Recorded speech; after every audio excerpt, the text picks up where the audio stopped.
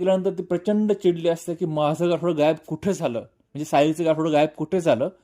आणि अर्जुन मला असं का म्हणत होतात की माझं सत्य त्याला कळालंय, नक्की त्याला माझं कोणतं सत्य कळालं असेल, असं ती विचार करत असतानाच नागरा तिथे येतो आणि हसायला लागतो. काय सापडलं तुझं गाठोडं? अर्जुन सायली तिथे असताना तू गेली होती ना तिथे. मग मात्र प्रिया चिडते. ती म्हणते म्हणजे मुद्दामून तुम्ही मला तिथे पाठवलं होतं.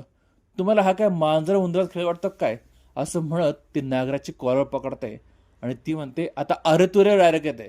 ती म्हणते माझं गाठोडं ते सायलीचं गाठोडं तू किंवा महिपतने जर लपवलं असेल ना, तर तुमची गाठ माझ्याशी आहे, असं चक्क ती नागराला धमकी देते. मात्र नागराज तिच्याकडनं स्वतःचे कॉलर सोडून घेतो आणि तिला एक म्हणतो की तुला आज मी गोष्ट सांगतो की तुझं गाठोडं किंवा साडी गाठोडं ना मी लपवलंय ना महिपतने लपवलंय.